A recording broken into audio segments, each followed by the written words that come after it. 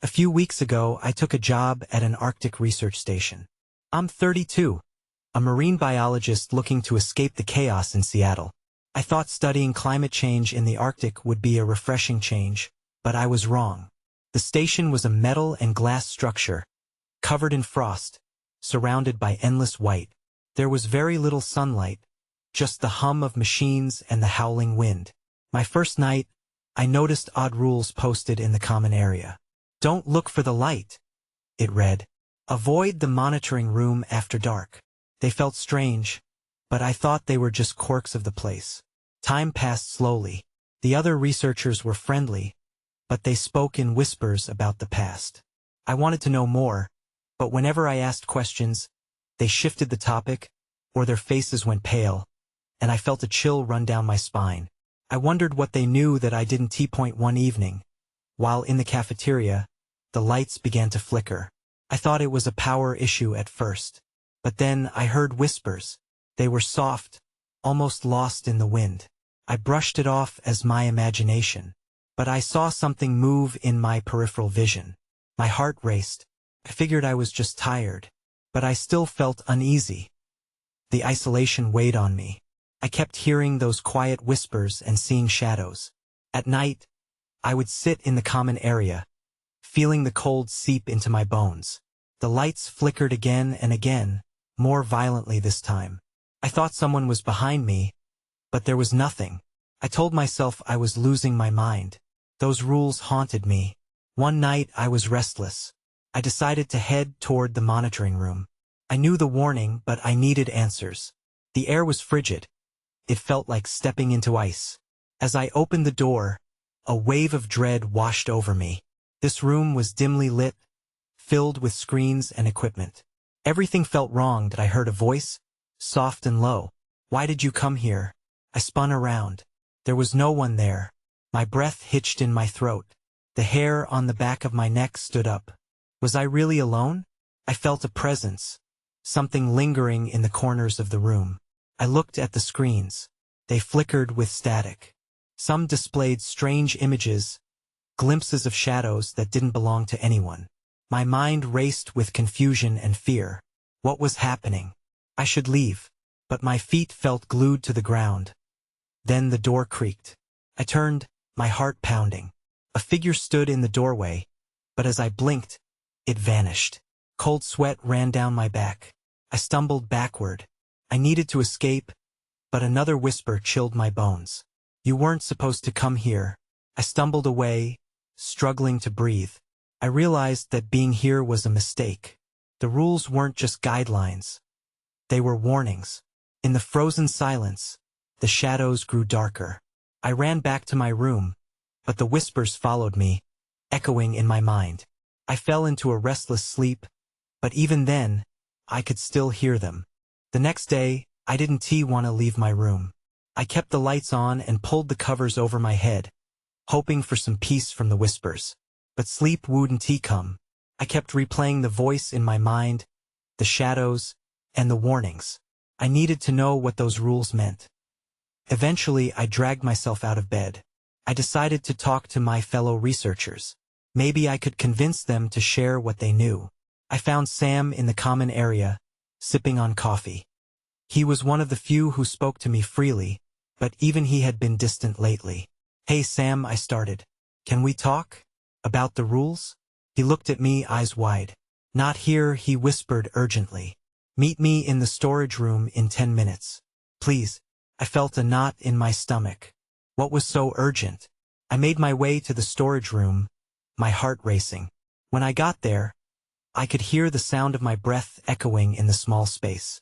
10 minutes felt like an eternity, but finally, Sam arrived, glancing over his shoulder as he shut the door. What's going on? I asked, my voice trembling. He hesitated, then said, You should never gone into the monitoring room.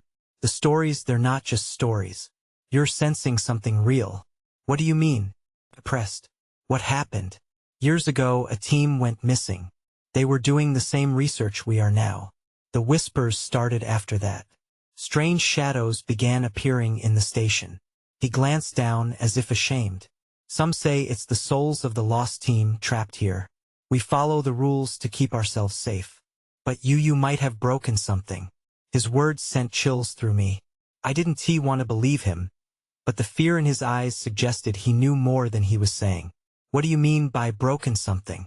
Before he could answer, we heard a loud bang from the hallway. I turned, my heart pounding. Sam's expression changed to one of pure fear. We shouldn't be in here. We have to. Suddenly, the lights flickered and went out. We were plunged into darkness. Panic surged within me. I fumbled for my phone but couldn't find it. The whispers returned, louder, more chaotic. They filled the tiny room, drowning out my thoughts. I could feel something in the shadows, watching us. Sam, I whispered, my voice barely above a tremor. Then everything went dark around us. A cold breeze swept through the storage room, chilling me to the bone. Stay close, he said, his voice shaking. The whispers grew more intense. They felt like fingers brushing against my skin. I wanted to scream, to flee, but I held my ground. Somewhere in the chaos, I heard that same voice again. You shouldn't be here.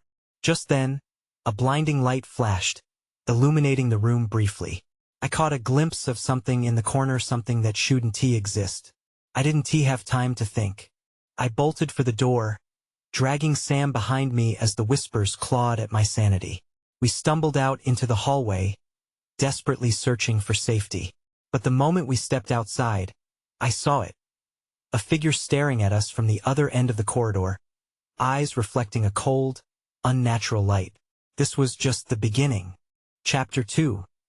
The watcher eye froze, staring at the figure. It was too far to see clearly, but the outline was unmistakable, a humanoid shape, standing still as if waiting for us. My breath caught in my throat. Sam, I whispered, not daring to take my eyes off the figure. What is that? I don't know, he breathed, his voice trembling. But we need to move. Now. I turned to run, pulling Sam with me, feeling the dread rising. We sprinted down the hall, sensing the whispers following us, twisting through the air like tendrils of smoke. I could still hear that voice, saying, you shouldn't be here. But now it felt closer, sharper, like a warning.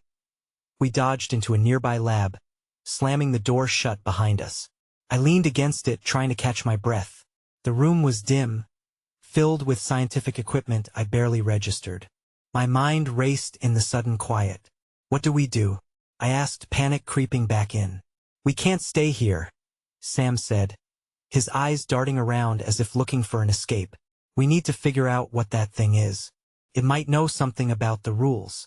Or it could be one of the souls trapped, I said, my heart pounding. I remembered Sam's warning. We shouldn't try to communicate. We might make it worse. I agree, he replied. But the last team, they left something behind in their research. If we can find their notes, maybe we can understand what is happening. Where would they be? The archives. But we have to get there without being seen. I glanced back toward the door, slowly turning the handle. The whispers were faint now, like a distant echo. Maybe the figure wasn't following us. I hoped. Let us go, I said, and we crept out of the lab, moving cautiously through the dimly lit corridors. Every shadow felt alive. Every creak of the floorboards sounded like someone behind us. Just when I thought we might be safe, I heard a shuffle, unmistakable. I paused, and so did Sam. What was that? He whispered. I don't know, I admitted, trying to keep my voice steady. I glanced around, but I couldn't see anything. The cold air felt heavier, suffocating. Suddenly, a low, guttural sound stirred from the shadows. I turned just in time to see those eerie eyes again, glowing faintly. The figure was moving closer. Run! I yelled, and we bolted down the hallway. We sprinted past deserted labs, darting into the next corridor, desperate to lose the thing behind us. But as we neared the archives, something strange happened. A door I didn't recognize swung open on its own, revealing a dark, cluttered space. I skidded to a stop. This way. I pulled Sam inside, and he reluctantly followed. The door shut softly behind us, cutting off the sounds from the hallway. The air was thick with dust. I couldn't see much, but I could feel eyes watching us, making the hair on my neck stand up. Is this it? The archives? Sam whispered, peering into the darkness. I think so. We just need to find some records and get out, I replied, the urgency in my voice rising. But as I stepped forward, I felt a chill run down my spine. That figure was still out there, I knew it, and somehow it was closer than before. Before I could process it, there was a soft thud from the back of the room, and I turned my head instinctively. That's when I saw it. A pile of old files lying on the floor, splayed open, like an invitation. I stepped closer, my pulse racing. I had to know what they said, because if I didn't, we might never escape the shadows chasing us. Chapter 3. Secrets in the Shadows. I approached the scattered files cautiously, each step feeling like a descent into a deeper abyss. The dim light barely illuminated the yellowed papers, and anxiety churned in my stomach. I knelt down, my fingers trembling as I picked up the first sheet. Faded handwriting danced across the page, detailing the behavior of unexplained phenomena. Interference increases at night, one line read. Subjects report hallucinations, auditory disturbances. My skin prickled. This was exactly what we had been experiencing. What does it say? Sam urged from behind me, his voice tight with fear. That I glanced at him, then back at the notes. They were studying something. They mentioned a watcher just like what we saw. What else?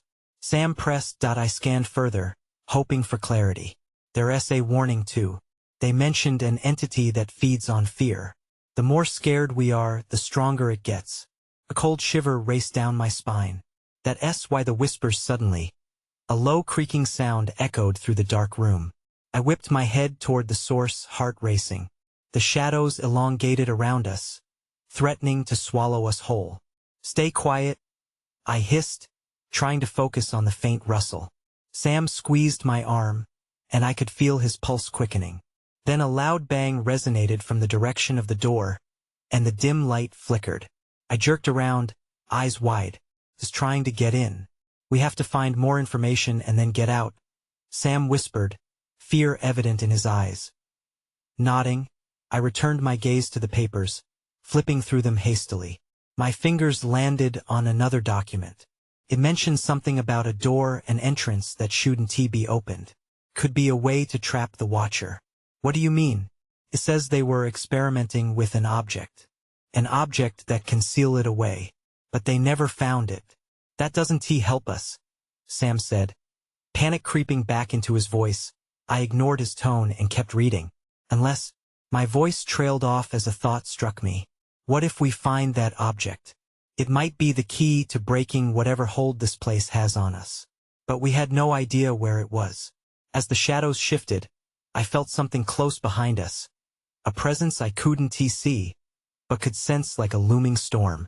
We need to hurry, I urged. Just then, the door rattled violently, sending a jolt of fear through me. My instincts kicked in. I knew we couldn't wait here. I grabbed the remaining notes, stuffing them into my bag. Let us check the perimeter for any indication of that object. We don't have a choice. As we prepared to move, another noise emerged, this time soft like a voice. It was faint, but I swear I heard, help me. Did you hear that? I asked, my heart racing. Sam nodded, pale as a ghost. I reached for the door, ready to push it open, but stopped. That voice, it felt familiar, like a memory buried deep. Then everything went dark. Panic rose sharply. The whispers grew deafening, circling around us, and I couldn't tell if they were coming from within or outside the room. Sam, I shouted.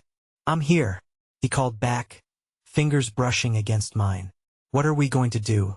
He asked, urgency in his tone. Find the light, I said, my heart pounding. We couldn't get trapped here. But as I turned towards the door, I felt a cold breath against my neck, sending chills coursing through me. I wouldn't let it take us. Not without a fight. Chapter 4. The key to the unknown. The darkness pressed against us like a living thing. I felt a constraint around my throat, tightening with every passing moment. We need to move, I hissed, pulling Sam towards the wall. Our hands brushed against the cold surface, searching for anything that might help. I had to stay focused. Despite the panic swirling in my chest, I shut my eyes momentarily, trying to gather my thoughts. Do you remember anything about the notes? Something about where that object might be? Sam shook his head, looking around as if the shadows might shout answers back at us. His breath hitched as another sound broke through the silence, a knock, then another, more insistent this time. Let us search for a source of light, I suggested, trying to suppress the tremor in my voice.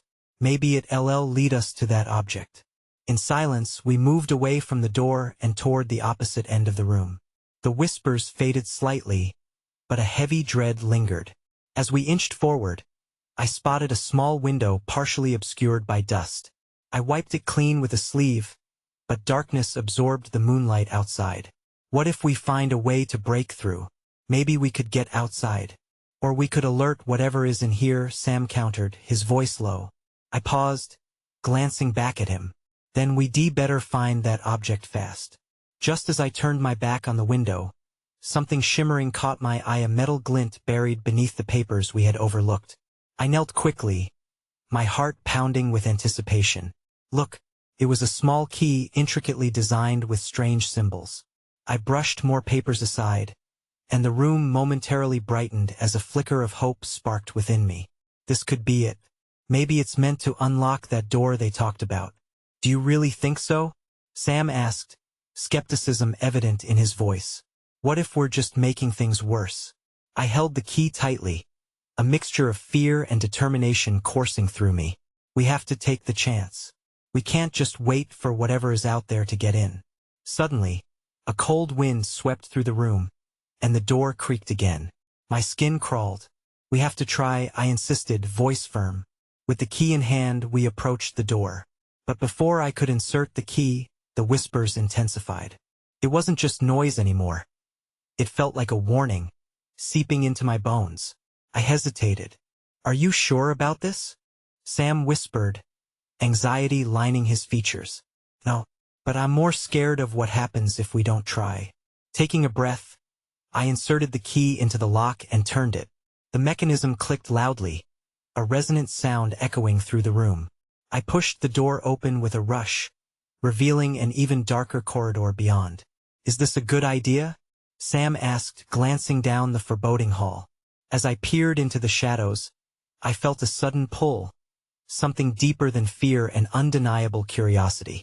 We've come this far. We have to see what's down there. Then, without warning, the door slammed shut behind us. Darkness enveloped us once more. But now there was a sense of urgency, a need to uncover the truth before it enveloped us entirely. Sam, hold on, I shouted as we stumbled into the unknown. That's when I saw it, a faint glow flickering at the end of the corridor. Whatever lay ahead, I felt it beckoning us forward. Chapter 5. The flicker in the dark, we stepped into the cold, narrow corridor, instinctively pulling closer together. The faint glow ahead pulsed like a heartbeat, drawing us in with an electric urgency. I held Sam's arm, trying to steady my nerves. Let us go, I urged. As we advanced, the glow grew brighter, illuminating the walls around us. The air smelled stale, a mix of mildew and something metallic. I squinted at the symbols etched into the stone walls. They mirrored the ones on the key, sending shivers down my spine. This place is ancient, I muttered, half to myself. Do you think the object is close? Sam whispered, glancing nervously over his shoulder. I hope so, I replied. But we have to be careful. We don't know what else is here. Just then, the flickering light flickered out completely, leaving us in darkness once again. What the Sam started, but before he could finish, I heard a sharp sound, like something scraping on stone. I strained to listen, heart racing. Did you hear that? Yeah. Sam's voice trembled. What was it? Before I could answer, the glow returned, but now it was behind us. We turned, panic flooding my chest. This isn't good. The glow pulsed repeatedly, morphing into shapes that danced in the air. I couldn't shake the feeling they were watching us. Sam, we need to keep moving, I urged, keeping my voice steady despite the rising fear. We hurried towards the light, but it flickered again, as if taunting us. Suddenly, An echoing voice broke through the silence. "You shouldn't be here." It was deep and resonant, a chilling reminder that we were intruders in a place we didn't understand. "Who's there?" I shouted. My voice echoed back, swallowed by the shadows. A flash of light lit up the corridor once more, revealing a figure cloaked in darkness. I took an involuntary step back, but Sam pressed forward, determined. "Show yourself." At his challenge, the figure materialized mid-air, its features still obscured. "You know not what you seek. Leave now while you still can." The voice thrummed like a warning bell. I felt a rush of fear, gripping Sam's arm. "We can't just turn back," I said, swallowing hard. "We have to find that object. It might be the key to understanding all of this." "What if it's a trap?" Sam replied, his eyes wide. Before I could respond, the figure raised a hand, and the corridor darkened once more.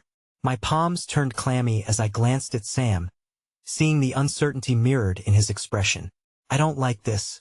Something feels off." Then, a scream erupted, a guttural sound that sent ice through my veins. Came from further down the corridor. "What was that?" Sam gasped, eyes darting around. "I don't know, but we can't stay here." I dragged Sam by the arm, urgency propelling us towards the glow again. As we made our way, the sounds in the darkness grew louder, scratching, whispering, a cacophony of fear. Then we rounded a corner and found it. There, on an ancient pedestal, lay a small object radiating a soft, inviting light. I froze, my heart racing. This must be it. But before I could reach for it, the walls seemed to shudder, and an unseen force pushed against us. The figure reappeared in the flickering light, its voice a snarl now. "You should have listened." My breath caught in my throat. As I turned to run, I realized the way back was gone. The walls closed in like a trap. "We have to grab it," I screamed, propelled by desperation. But just as I reached for the object, the ground trembled beneath us, and everything went dark. Chapter 6. The abyss awakens when the darkness swallowed us. An overwhelming sense of weight pulled me down. I couldn't tell if I was falling or just suspended in a void. I tried to call out to Sam, but my voice vanished into the nothingness. Panic surged in my chest. Had we just disappeared? Then, with a sudden flash, the world snapped back into focus. I gasped, inhaling cold, sharp air. We were no longer in the corridor. Instead, we were standing in a vast cavern, illuminated by eerie, bioluminescent fungi clinging to the walls. The ground felt uneven, shifting beneath my feet like loose sand, and the ethereal glow cast long shadows that twisted and writhed as if alive. "What just happened?" Sam breathed, looking around, wide-eyed. The fear in his voice matched my own. "I don't know," I replied, taking a cautious step forward. "But we need to find a way out." The fungi buzzed faintly, and I wondered if they were somehow communicating a strange idea that sent a shiver down my spine. I noticed symbols etched into the floor, resembling the ones we'd seen earlier. "This must have some connection to the key," I mumbled, my eyes scanning the surroundings. Just ahead, something moved. I squinted. A figure, shadowy and indistinct, flitted between the light and darkness. "Did you see that?" I whispered. Sam nodded, his expression tense. "We should follow it," he said, surprisingly brave. "Are you serious?" I asked, incredulous. "What if it's dangerous? Or it could lead us back," he countered, already moving forward. Reluctantly, I followed Sam, our footsteps echoing ominously around the cavern. The figure flickered in and out of sight, luring us deeper into the labyrinth. I couldn't shake the feeling that we were being watched, perhaps judged, by unseen eyes lurking in the shadows. The air grew heavier, wrapping around me like a suffocating blanket. My heartbeat quickened. This was a mistake, I hissed, wanting to turn back. Nothing felt right. Then, there was a sound like crackling ice and the cavern shuddered. Sam glanced back at me, alarm written all over his face. "We have to keep going," he urged. Just as I was about to protest, the ground jolted violently, forcing us to grab onto each other.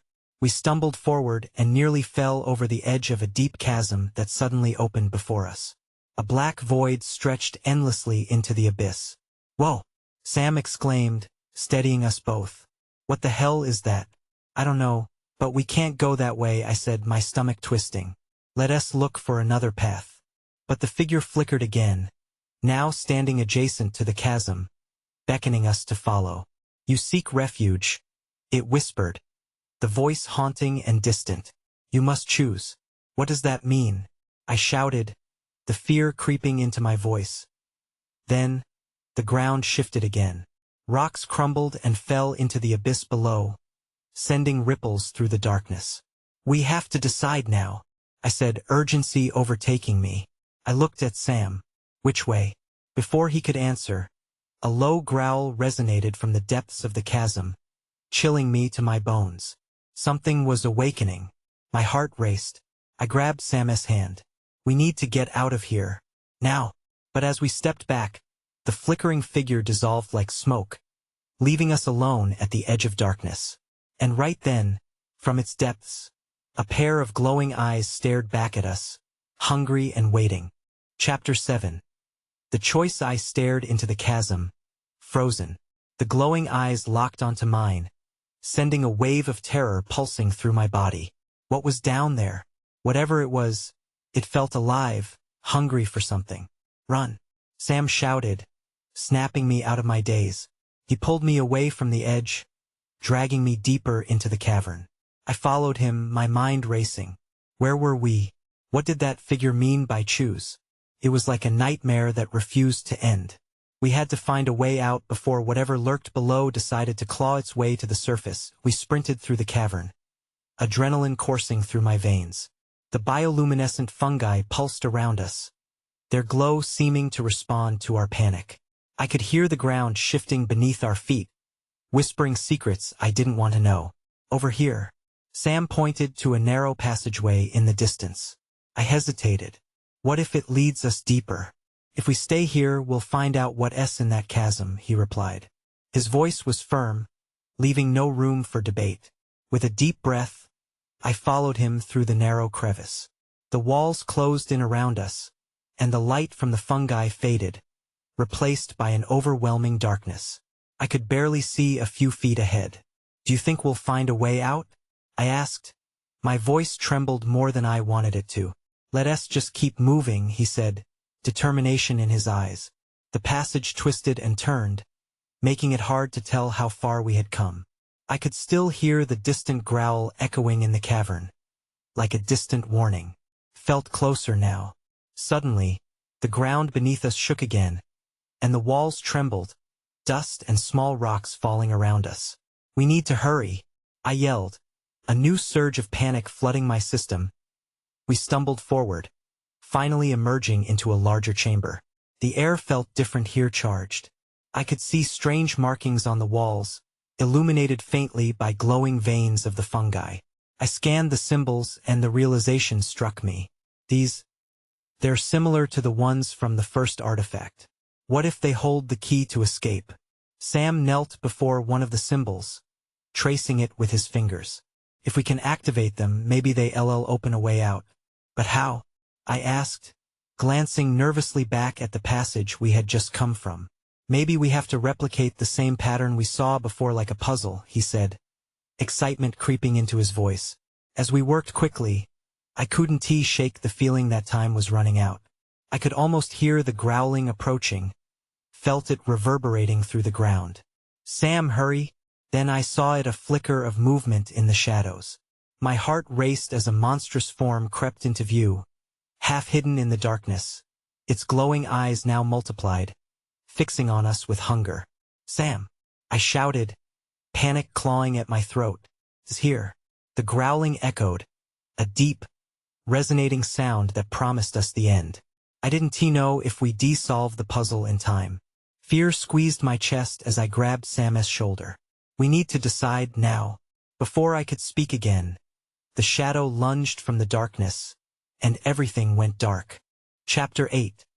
The awakening. I gasped as the darkness swallowed me whole. Just like that, everything vanished. The growl faded into silence, but the echoes of terror still hummed in my ears.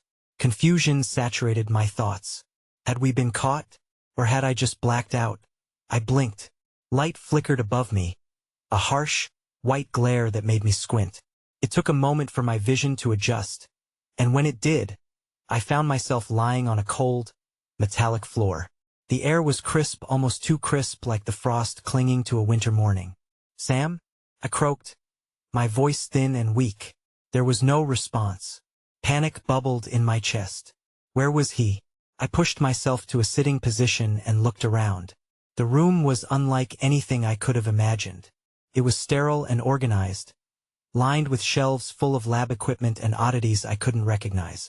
A huge window revealed a snowy landscape outside, shimmering under the pale sun. "Am I dreaming?" I whispered, rubbing my tingling arms. Then I noticed a door on the far side of the room, slightly ajar.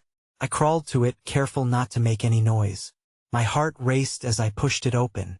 Everything felt too quiet, but I couldn't shake the need to find Sam. As I stepped into the hallway, I was struck by a heavy sense of wrongness. The walls were painted a clean, clinical white, stretching endlessly in both directions. Flickering fluorescent lights buzzed overhead, but other than that, the place was devoid of life. "Sam?" I called again, my voice more forceful this time. No answer. With a deep breath, I began to walk. The hall twisted and turned, each corner revealing another stretch of emptiness. I stumbled across a wall of glass, and when I glanced inside, I recoiled.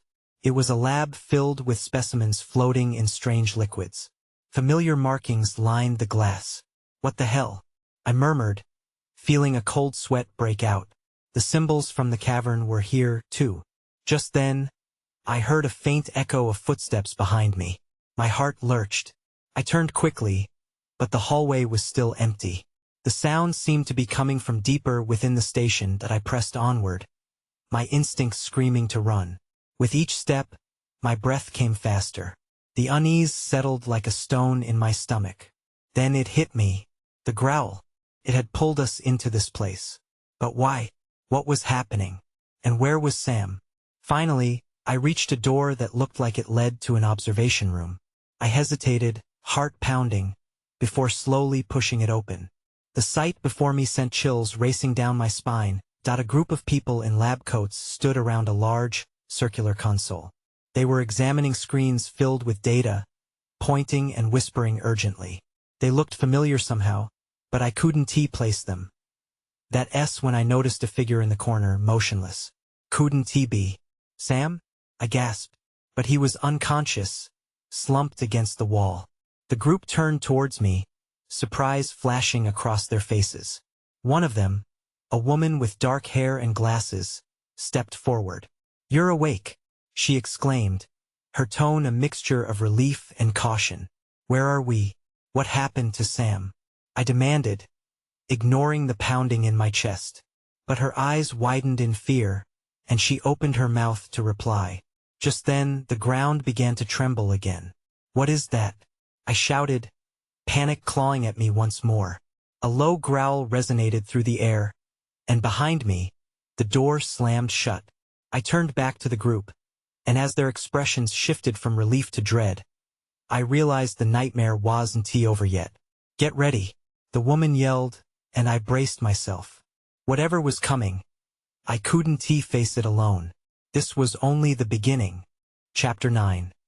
The dawn of understanding. The tremors escalated, sending vibrations through the floor as if the very ground under us was awakening, a reminder that the fear wasn't solely in our minds. It had physical form, and it was approaching quickly. I darted toward Sam, heart racing. "We need to wake him up," I shouted, desperation clawing at my throat. The woman in glasses grabbed my arm, her grip firm but trembling.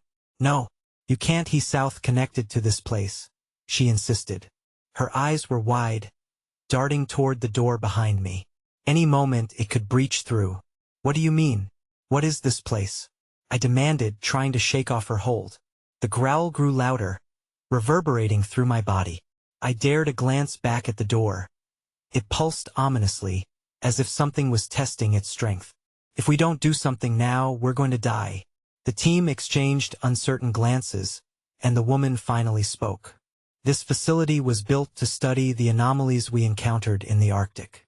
The whispers, the Watcher, you've seen it, Haven to you? I hesitated, my thoughts racing. Yes, but what does that have to do with Sam? Her expression darkened. The last team to study here, his team drew something out of the abyss. They believed they could tame it, use it to understand our own fears. But it awakened something else entirely. My heart sank. Sam had been right. We had unintentionally broken an ancient seal. Now it's restless. And it's drawn to Sam, she continued, her voice breaking slightly. If we don't stabilize the energy, it will consume everything. Panic coursed through me. How do we stop it? I asked, trying to keep focused. We need to drag him out of here. No, she shouted again, urgency sparking in her eyes. We need to harness his connection. He has key to sealing it away, but he needs to wake up first. In that moment, a tremor jolted through the floor, and the lights flickered violently. The growling was now accompanied by other sounds, grating, scratching, and the distinctive sound of something monstrous moving beyond the door. I glanced around, my mind racing for a plan. You said we need to stabilize the energy. What does that involve? The woman pointed at the console in the center of the room, where screens flashed chaotic data. We need to align the energy fields and power them with life force. She said, glancing back at me, you have to keep the resonance stable while we work on Sam. I'll do it, I replied, swallowing hard. Watching the door crash inward would be the worst kind of death. I scrambled over to the console, heart pounding in rhythm with the approaching growl. I'll hold the resonance steady. You wake him up. As I punched buttons on the console, the screens crackled with incoherent data. The room pulsed with energy, and I could feel my connection to the facility growing stronger. The moment was surreal. I was a part of something bigger, but all I wanted was to escape alive. Wake up, Sam. Please. I shouted over the noise, my voice shaking. The woman's team gathered around him, murmuring urgent phrases, coaxing him back. Just when I thought I might lose hope, I saw Sam's eyelids flutter. Then, with a jolt, the air changed. The growl morphed into a deafening roar that shook the walls. Something immense pushed against reality, straining to break through. I could feel it, the weight of whatever it was pressing against the fabric of this place. Keep calm, the woman shouted, focusing on Sam. You can do this. I steadied myself, forcing fear back into the recesses of my mind. It was now or never. Sam. I cried again, urgent and fierce. The console flickered, the readings bouncing wildly. Then his eyes shot open, wide and bewildered. Where? He stammered. Sam. You're here. We need you. Please. His eyes met mine, confusion muddled with understanding. He nodded, and that simple action stirred something into motion. The air crackled, growing dense with energy, and I felt our connection strengthen, pulling us toward the overwhelming source of fear. Now, I shouted. Focus on the energy, on the shadows. He blinked and focused, his breathing coming faster. But then it stopped, replaced by a calm like I had never seen from him. I feel it, he said softly, almost reverently, staring off in a way that showed he was beyond the physical. As he drifted deeper into concentration, the console flashed brighter. The walls creaked ominously. Hold it steady, the woman ordered. I gritted my teeth and followed Sam into the energy, letting it pull me deeper, letting it flood through me. It felt like racing against time, like standing at the edge of impossibility. The growl morphed and pulsed, then tightened as if trying to contain itself. The figure, great and terrible, shifted in the shadows, looming larger, attempting to break free. Keep pushing, Sam shouted, pulling energy from the shadows, shattering everything else around us. With hard focus, we aimed the beam back toward the dark pull, desperate to lock whatever was free.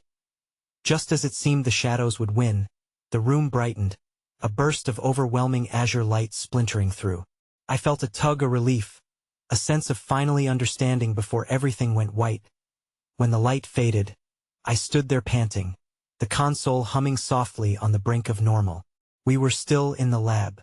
Sam and I locked eyes, and in that moment we knew we had changed everything. But the quiet left me with haunting questions. Had we truly sealed it away? Or merely given it a new prison? And what of the whispers? I glanced back toward the door. The growl had receded into silence, but in the back of my mind lingered the thought, would it ever truly be gone? I moved away from the console, feeling the weight of the world return in fragments as the woman and her colleagues gathered around us. I could see their relief, but also the unease simmering beneath. What had we unleashed, and is this truly the end? I moved down the hallway, feeling Sam's presence beside me, our eyes searching for anything that could give us answers. The Arctic outside still stood frozen, undisturbed, but within me, a chaotic storm brewed, leaving an unquenchable itch for understanding. And though we survived, I still think about it sometimes, the whispers, the shadows, the darkness lurking just beyond the light. I wonder if it's watching. I wonder what price we would pay if it awakened once again. What would we do if the Watcher returned?